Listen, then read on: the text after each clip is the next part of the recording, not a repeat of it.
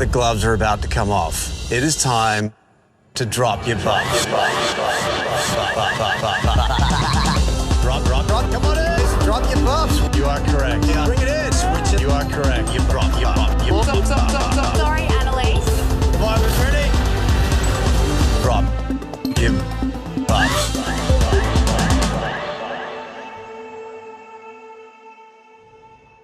Welcome to Drop Your Buffs. This season for Survivor Australia versus the World, we have something special in store for you, and that is exit interviews with some of the eliminated players. Up first is the first eliminated player. That is, of course, Rob from South Africa, who made a huge splash in the premiere episode. I, of course, talked to Rob out in Samoa with Ricard and Nick on Drop Your Buffs, the official companion series to Australia versus the World, which is available on 10. So you can go catch that interview when he was fresh out of the game. But I wanted to talk to him again after seeing the episode and the fan response to the episode and get his thoughts on it all of these months later. So without further ado, here is my conversation with Rob. Rob, it's so nice to talk to you again. The last time we spoke was out with Nick and Ricard in Samoa the day after you were voted out. I'm curious how you're feeling after seeing the episode and the amazing fan response to the episode. Oh, Sean, no, it's lovely to see you again, bro. You were one of the first faces I saw when I got out that game. So this is for me, so sorry. Deja vu. But no, I feel great, man. The edit was fantastic. And, you know, for me, I would much rather go out swinging, play with a bang. You know, that was the perfect, that emphasizes my entire game. So I'm very proud of that, of how I left. You know, I prefer to leave like that than having flown under the radar and still getting voted out somewhere. That would not have been justice for how I played the game. Yeah, well, we definitely saw Rob play this game in the way that we were expecting to see him play. Unfortunately, I feel like I should be shouting Gladiator, we're not entertained. And we were very entertained. I want to talk about that wild tribal council. First of all, your vote for Suri. I'll forgive you on the spelling of her name. That's okay. That will haunt you for the rest of your life. But you mentioned that it was a contingency vote in case an idol got played. So I'm curious where you thought the other votes were going. I wanted everyone to just offload on Pav. I thought they would, but I do understand, though, why they didn't. I do 100% understand. So we saw you and Parvati both working your magic on each other, and it was so thrilling to see because both of you have this reputation of being able to spin a web. Were you ever seriously considering working with Parvati? Look, I was, you know, especially after she told me such sensitive information. I knew that she just gave me a good, a golden bullet I can use at any time. And when I promised her I wouldn't say it, generally I was trying not to. The plan was never to say this. Even when I went into tribal, I was not planning on using that card. I was hoping to get out much more cleaner. But when I started seeing the writing on the wall was in tribal council, I could start sensing that Siri's too comfortable. She's too comfortable. I was struggling to get a read on my own alliance. That's when I thought, okay, let me use this bullet. But I should have followed through on it as well. When I had their head spinning like that, I should have really gone in for the kill properly there. But I still held back. Mm. And I want to ask about your relationship with the other international players, Cass and Tommy and Lisa. How solid did your bond feel out there with only a day or two to kind of get to know each other? Off the bat, I can promise you, Cass and I were solidly locked in place. Unfortunately, the edit didn't have time to show it. It was a great edit, by the way. Perfect. But they didn't have time to really show that. Cass and I were well locked in together. Tommy and I were also solid. I could feel the weakest point within that for me was definitely Lisa. I just wasn't getting a good read on her. We weren't vibing the way I was vibing with others. But I also then trusted that Lisa would then naturally just go with the flow because she can see it's the most logical decision to make. We had to take out an Australian. It was not a decision. It was we had to in that situation. Well, Lisa may not be playing logically because as we've seen, she's just happy to be there with Suri. Did you pick up on that at all when you were out there? Not at all, no. And for me, it was tough because listen, I knew more about the Australian tribe than I did my own tribe. I knew the Australians, each and every one of them, perfectly 100%. I've seen all their seasons, I've studied their games, I was expecting them there. But the tribe that I was in, me not being someone who watches International Survivor, I had no clue how hectic Pav was. I had no clue how Lisa thinks. I wouldn't have been able to guess that Lisa's a huge fan of Siri. And I mean, even the fact that I suggested to Pav that it's take out Siri, it shows that I did not know these people's backstories. And it was to my detriment. I played better in a game where we were all on the same equal playing field. We all didn't know each other. We built the relationships we had, relationships we built in the game. I wasn't able to know about all these people's backstories and stuff like that. It was not possible. Well, I want to touch on that a little bit because one person we didn't see you interact with a whole lot was Tony. And I feel like looking at the cast, you and Tony would be such a formidable duo in the game. You're both the strong guys of the World Tribe. And I think you both play kind of a dominant winning game in your original seasons. So, what was your relationship like with Tony? Did you try to get him on board with you? Not too much. The thing is also with Tony, when I say I didn't know the World Tribe, I knew the most of him. I did know about his spy shack thing, and so I didn't really trust him because of that. I knew he's a very sneaky player, so my trust levels in Tony were very low. However, I did also realize, I mean, Tony was one of the main oaks pushing with me in the challenges. He was the main guy helping around camp. I needed Tony around.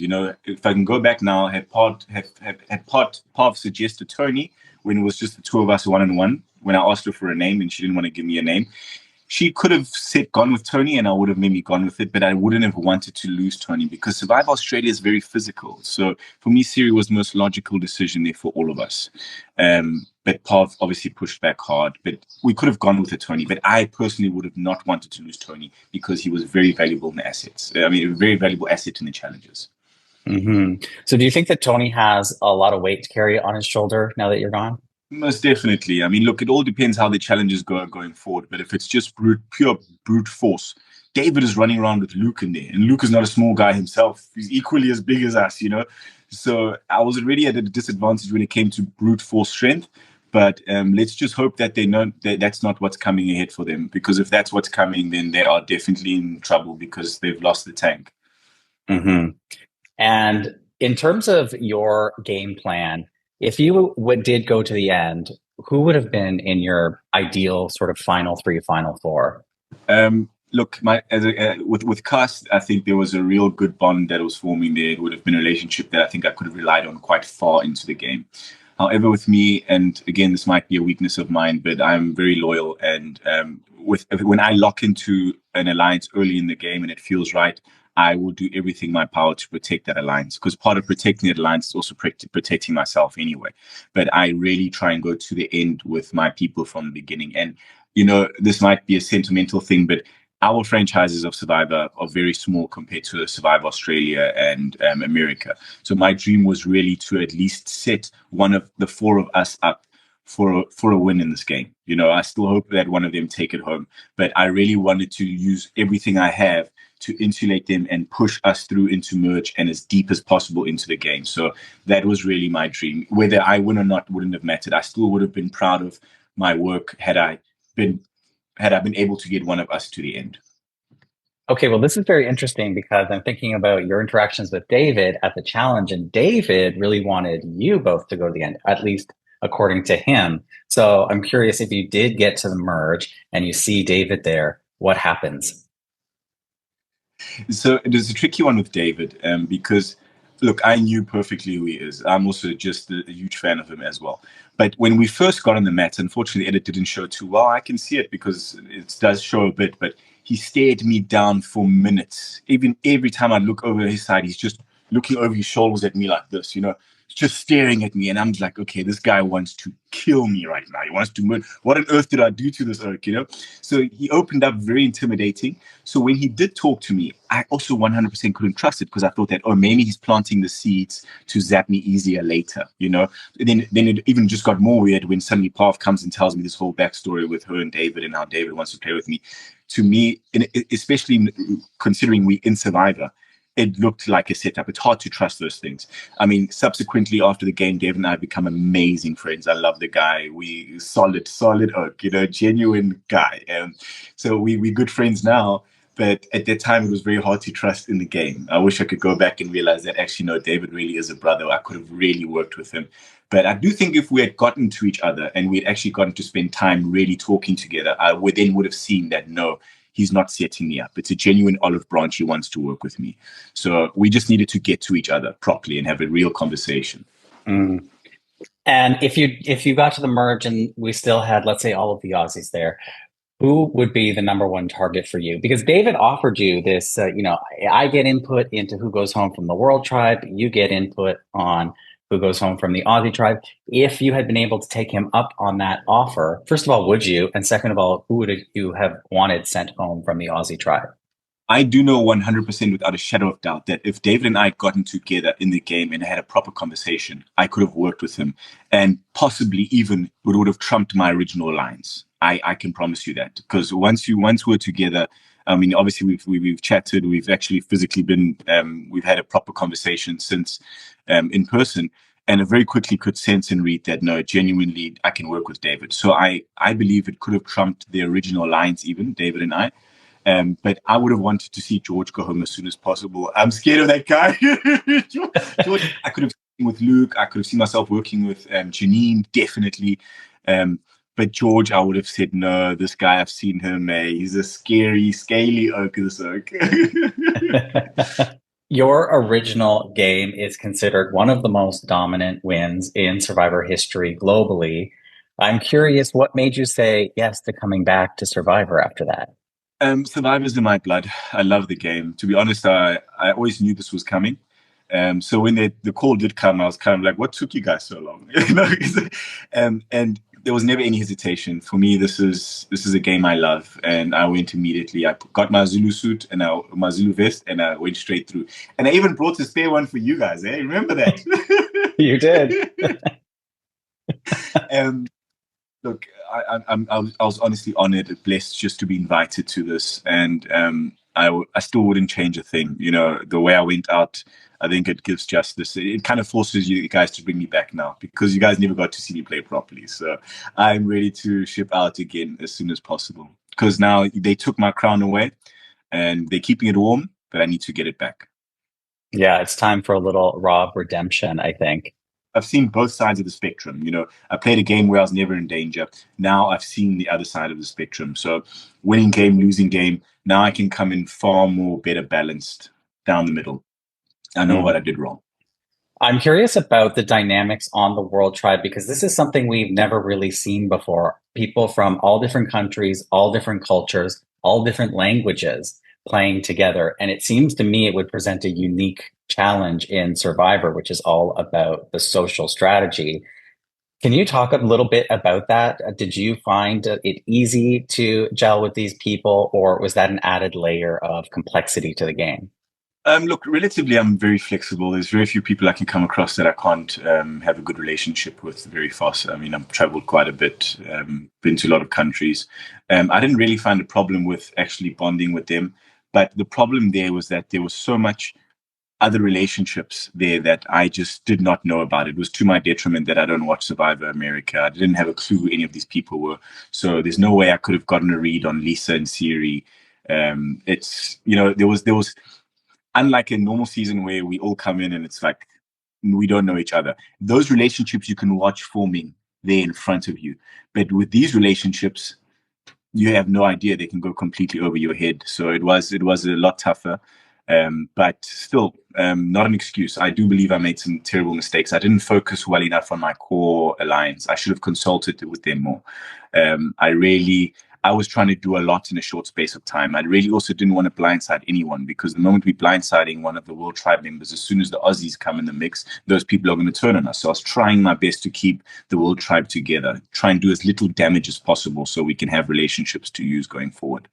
But I got too greedy. I should have just stuck with the four of us, and that's that. But then I decided to even try and go fetch the Americans and get them in on board as well, which was a complete overkill. That was too big of a bus to carry, even if it was normal players, yet alone the best players on earth. So I got way too greedy.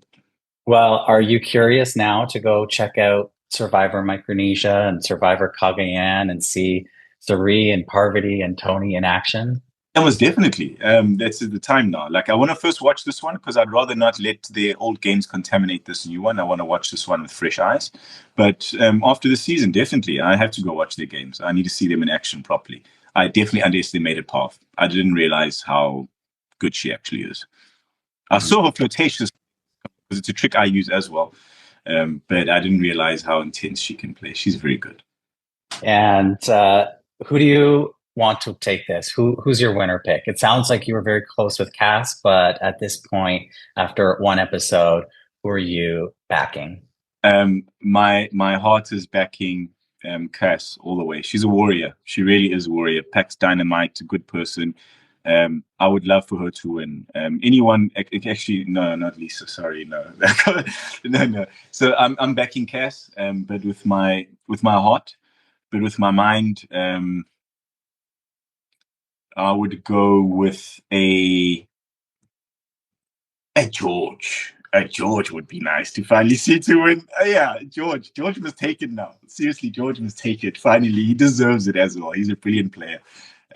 So my mind is going with George. All right, he can finally earn that crown he carries around with him. Exactly.